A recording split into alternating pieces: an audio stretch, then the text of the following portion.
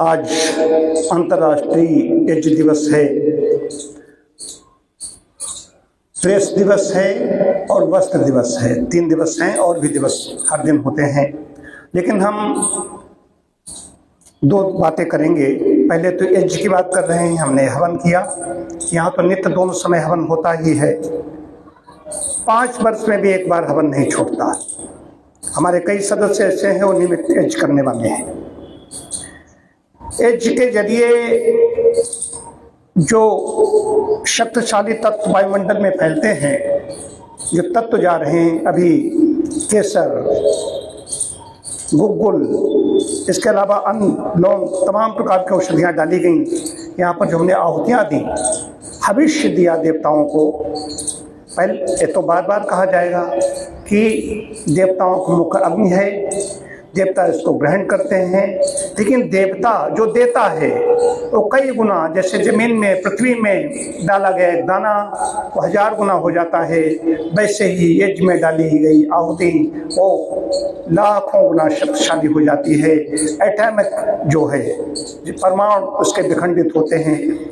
जितनी ज़्यादा सूक्ष्म आहुति होती है उतनी हमें ही देवता दे देते हैं, कई गुना करके दे देते हैं। एक बात तो जो यहाँ पर हमने हविष्य डाला, औषधियाँ डाली उत्कृष्ट, तो हवा में असंख्य कीटाणु विषाणु तैर रहे हैं, उनको ये जा करके नष्ट कर देती है।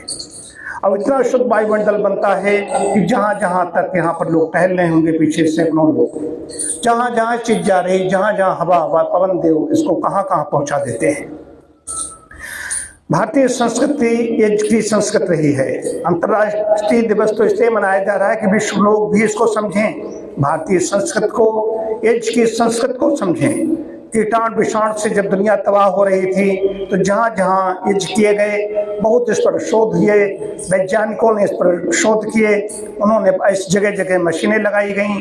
जहाँ ज़्यादा पॉल्यूशन था वहाँ पर यज्ञ किया गया उत्कृष्ट औषधियों से, वहाँ का वायुमंडल स्वच्छ हो गया, पर्यावरण कम हो गया। मशीनें जो बता रही कितना एयर क्वालिटी जो कंट्रोल है, कितनी एयर क्वालिटी कैसी है,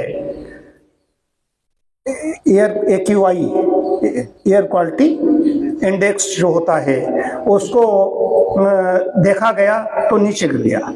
एज के बाद की बात आ रही है, तो ये वायु सर्वत्र पहुंचती है, घर घर होगा, स्थान स्थान पर होगा। इससे प्राणियों की सुरक्षा होगी, खाली हमें नहीं, मनुष्य नहीं, सो भी प्राणी मात्र की हम बात करते हैं, जो ऑक्सीजन, जो सांस ले रहा है उसकी बात हो रही है। अब इन्हें इससे संस्कार हमारे पड़ते हैं जीवन में। और जहाँ जहाँ तीर्थ कहाँ कहाँ बने, प्रयागराज क्यों बना, प्रयाग पहले यज्ञ किया गया, महाकुंभ हुआ, सबसे पहले ब्रह्मा ने वहां पर यज्ञ किया, उसके बाद में और तपस्या भगवान राम ने, भरद्वाज मुनि, इन लोगों ने किया। जहां जहां बड़े नैमिष तीर्थ पर, नैमिष विख्याता अति पुनीत पावन सिद्धिदाता, तो वहां पर क्यों, जहां जहां यज्ञ हुए बड़े बड़े, वहीं पर वो तीर्थ बन गए। तो ये घर घर तीर्थ बन सकता है। अपने घर में आज 9 बजे का वैसे समय निश्चित किया गया है, लेकिन यहाँ पर निश्चित समय पर दीप चलेगा, निश्चित समय पर आहुतियाँ डाली जाती है। इसलिए यहाँ तो हो चुका है, सायंकाल फिर हम करेंगे, लेकिन जो रोज नहीं करते हैं, कभी कभार करते हैं, आज 9 बजे जरूर करें, अपने घर में करें, संदेश प्रसारित करें। और विश्व में पूरे जो लोग नहीं करते हैं, आहुतियाँ नहीं डालते हैं, मंत्र नहीं जानते हैं, वो भी कर रहे हैं। दूसरी चीज, गुग्गुल नहीं डाल रहे हैं, लोबान जला रहे हैं, कोई खाली नहीं अग्नि जला रहे, खाली मोमबत्ती जला रहे हैं, प्रार्थनाएं कर रहे हैं। अग्नि के बिना मनुष्य का काम नहीं चल रहा है। उपासना की पद्धतियां, कोई धूप जला रहा है, कोई लोबान जला रहा है, कोई गुग्गुल जला रहा है, कोई दीप जला रहा है, कोई मोमबत्ती जला रहा है, हर जगह हो रहा है। लेकिन विकृत रूप है, असली रूप ये है कि विश्व यज्ञ विश्वस्य नाभि ही, नाभि है, ये नाभि है इसकी, जैसे कि नाभि में पोषण मिलता है, गर्भ काल में शिशु को मिलता रहता है, माँ की नाल से मिलता रहता है, वैसे ही ये पुष्ट करता है। हम इससे दूर हैं, या मान लिया जाता है तो सनातन संस्कृति, किसी व्यक्ति ने इसको नहीं प्रारंभ किया। बाकी संप्रदायों में किसी व्यक्ति से जो शुरू हुए हैं उनको सबको समझना चाहिए। अग्नि का पका हुआ खा सकते हो तो इसमें आहुतियां क्यों नहीं डाल सकते? आप अपने अपने संप्रदाय के अनुसार जो भी आपकी शब्दावली है, जिस तरीके से आप उपासना करते हो उससे आहुतियां डालिए, लेकिन शक्ति मंत्र में आएगी। बाकी कोई बातों करके ऐसे आहुति कर दो तो नहीं। मंत्र की शक्ति तरंगे कहाँ से लाओगे?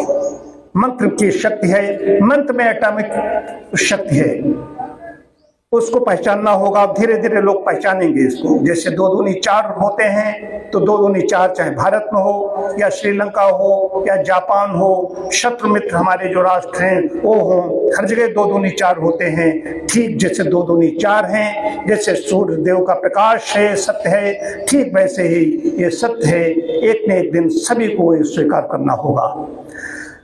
दूसरा, आज प्रेस दिवस है। सबसे पहले आदि पत्रकार कहा गया है, नारद कहे गए हैं। मैं भी पत्रकारिता से जुड़ा हुआ हूँ, लेखन करता हूँ।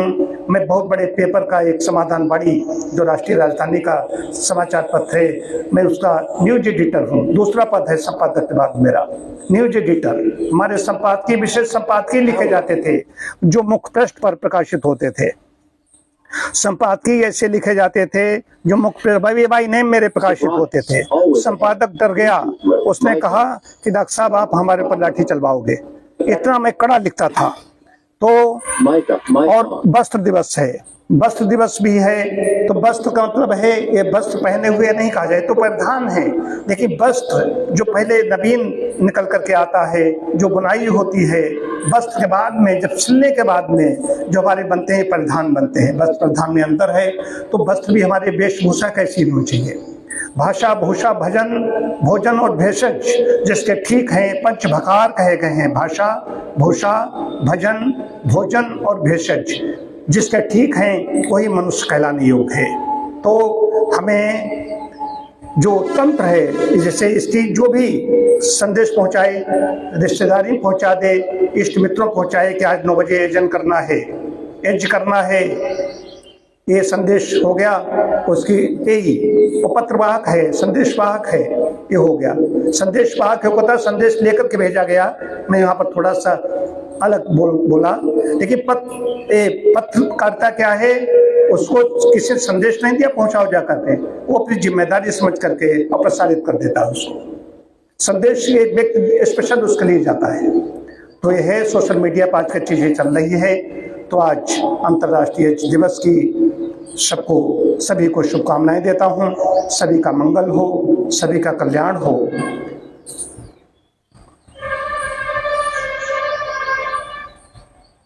और प्रेस दिवस है, इसलिए सभी प्रेस से जुड़े हुए व्यक्तियों को शुभकामनाएं देता हूं।